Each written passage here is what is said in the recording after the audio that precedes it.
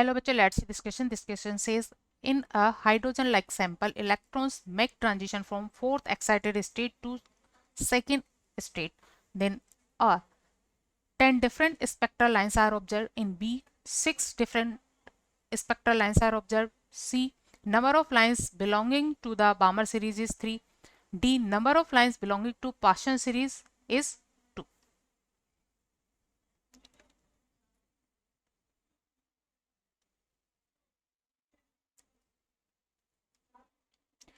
Key concept for this question is hydrogen like species. Hydrogen के पास एक ही electron होता है, तो वो सभी स्पीसीज जिनके पास केवल एक ही इलेक्ट्रॉन होता है वो हाइड्रोजन लाइक स्पीसीज या हाइड्रोजन लाइक सैंपल कहलाते हैं। So hydrogen like sample means sample having one electron, sample in which species having one electron. So species having only one electron. अब यहाँ ट्रांजिशन होता है, ट्रांजिशन होता है फोर्थ एक्साइटेड स्टेट से सेकंड एक्साइटेड स्टेट। तो इसके लिए N1, इस ट्रांजिशन के लिए N1 तो होगा 2 क्योंकि सेकंड स्टेट में आ रहा है, और N2 होगा फोर्थ एक्साइटेड स्टेट। और fourth excited state hydrogen like sample के लिए, क्योंकि हाइड्रोजन के पास एक इलेक्ट्रॉन होता है तो ये इलेक्ट्रॉन ग्राउंड स्टेट में होता है, तो इसके ग्राउंड स्टेट जो होती है हाइड्रोजन लाइक स्पीसीज के लिए ग्राउंड स्टेट होती है N1 = 1 होती है। So next higher state is non first excited state. तो यहाँ पर N = 2 होगी फर्स्ट एक्साइटेड स्टेट होगी।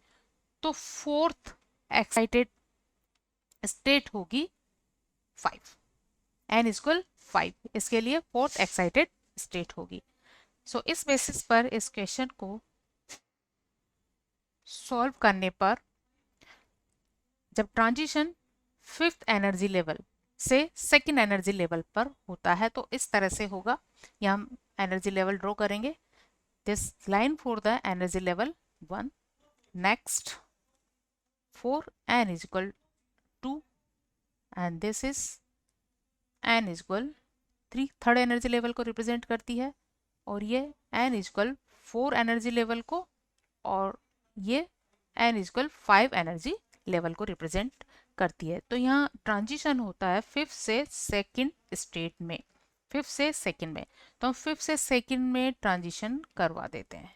जब ट्रांजिशन सेकंड स्टेट में होता है किसी हायर एनर्जी लेवल से, तो यहाँ जो सीरीज बनती है, इस सीरीज को कहते हैं बामर सीरीज।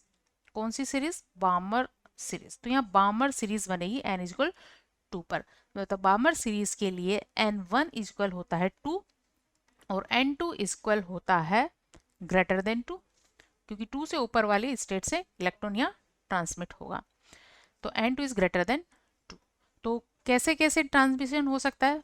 5 से डायरेक्ट 2 में आ जाए, या फिर 4 से 2 में आ जाए, या 3 से 2 में आ जाए। तो इस तरह से बामर सीरीज में हमें 3 लाइंस मिलेगी। कितनी लाइंस मिलेगी? यहाँ 3 लाइंस हमें मिल जाएगी। बामर सीरीज में 3 लाइंस हमें मिल जाएगी। बट इसके अलावा और भी ट्रांजिशन पॉसिबल है। वो ट्रांजिशन क्या है? 5 से इलेक्ट्रॉन 3 में भी जा सकता है, 5 से इलेक्ट्रॉन जा सकता है 3 में, 3 में जा सकता है इस तरह से, और 4 से भी जा सकता है 3 में।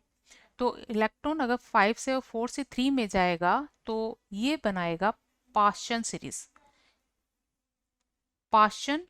सीरीज बनाएगा। और पाश्चन सीरीज में हमें इस तरह से 2 लाइंस मिलती है, क्योंकि यहाँ N = 5 से और N = 4 से 3 में ट्रांजिशन पॉसिबल है। तो हमें टोटल लाइंस मिलती है यहाँ 2। तो पाश्चन सीरीज में हमें 2 लाइन मिली। लेकिन इसके अलावा 5 से इलेक्ट्रॉन का ट्रांसमिशन 4 में भी हो सकता है, 4 में भी हो सकता है इस तरह से, 5 से 4 में, और 5 से 4 में जाएगा तो 4 में यहाँ सीरीज बनती है ब्रैकेट सीरीज, ब्रैकेट सीरीज, और यहाँ एक ही लाइन बनती है, एक लाइन बनती है। सो इसके बेसिस पर हम one by one options discuss करेंगे। फर्स्ट ऑप्शन है 10 different spectral lines are observed. It is a wrong,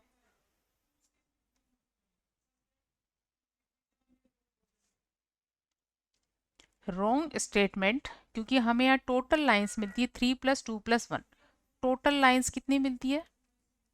total lines 3 + 2 + 1, 3 वामर में, 2 पाशन में और 1 ब्रैकेट में, तो टोटल हमें मिलती है यहाँ 6 lines. B option 6 different spectral lines are observed. It is a correct. Number of lines belonging to the Balmer series is 3, also correct. And the number of lines belonging to Paschen series is 2, also correct. So right option of this question is B, C, D. Hope you understood it well. Best of luck.